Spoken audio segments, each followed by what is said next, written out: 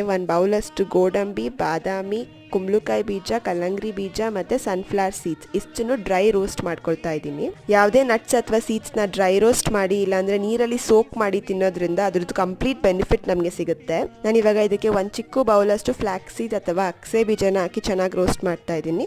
ಜೊತೆಗೆ ಒಂದು ಸ್ವಲ್ಪ ಬಿಳಿ ಎಳ್ಳು ಮತ್ತು ಒಂದು ಸ್ವಲ್ಪ ಗಸಗಸೆ ಮತ್ತು ಕೊಬ್ಬರಿನ ಹಾಕಿ ಚೆನ್ನಾಗಿ ಡ್ರೈ ರೋಸ್ಟ್ ಮಾಡ್ಕೊಳ್ತಾ ಇದ್ದೀನಿ. ಇವಾಗ ಇಲ್ಲಿ ಎಲ್ಲದನ್ನು ನೀಟಾಗಿ ಡ್ರೈ ರೋಸ್ಟ್ ಮಾಡಾದ್ಮೇಲೆ ಒಂದ್ಸತಿ ಚೆನ್ನಾಗಿ ಮಿಕ್ಸ್ ಮಾಡಿ ಅದೆಲ್ಲ ತಣ್ಣಗಾಗೋವರೆಗೂ ಕಾಯಬೇಕು. ಎಲ್ಲ ಚೆನ್ನಾಗಿ ತಣ್ಣಗಾಗಿದೆ ಅಂತ ಅನ್ಸಿದ್ಮೇಲೆ ಮಿಕ್ಸಿಗೆ ಹಾಕ್ಕೊಂಡು ನೀಟಾಗಿ ರುಬ್ಕೊಳ್ಬೇಕು. ಇವಾಗ ಎಲ್ಲ ನೀಟಾಗಿ ಪೌಡರ್ ಮಾಡ್ಕೊಂಡಾದ್ಮೇಲೆ ನಾನು ಇವಾಗ ಅದೇ ಮಿಕ್ಸಿಗೆ 1 ಬೌಲಷ್ಟು ಸೀಡ್ಲೆಸ್ ಖರ್ಜೂರ ಮತ್ತು ಅಂಜೂರನ ಹಾಕಿ ಗ್ರೈಂಡ್ ಮಾಡ್ಕೊಳ್ತಾ ಇದ್ದೀನಿ. ಇವಾಗ ನಾನು ಈ ಡ್ರೈ ಫ್ರೂಟ್ಸ್ ಪೌಡರ್ಗೆ 2 ಸ್ಪೂನ್ ಅಷ್ಟು ತುಪ್ಪ, 1 ಬೌಲಷ್ಟು ಒಣದ್ರಾಕ್ಷಿ ಮತ್ತು ಅವಾಗಲೇ ರುಬ್ಬಿಟ್ಕೊಂಡಿದ್ದು ಖರ್ಜೂರ ಮತ್ತು ಅಂಜೂರನ ಹಾಕ್ಕೊಂಡು ಚೆನ್ನಾಗಿ ಮಿಕ್ಸ್ ಮಾಡ್ಕೊಳ್ತಾ ಇದ್ದೀನಿ. ಚೆನ್ನಾಗಿ ಮಿಕ್ಸ್ ಆದಮೇಲೆ ಇದನ್ನು ಒಂದು ಲಾಡು ಶೇಪಲ್ಲಿ ಉಂಡೆ ಕಟ್ತಾ ಇದ್ದೀನಿ. ಇವಾಗ ನಮ್ಮ ಈ ಡ್ರೈ ಫ್ರೂಟ್ಸ್ ಲಾಡು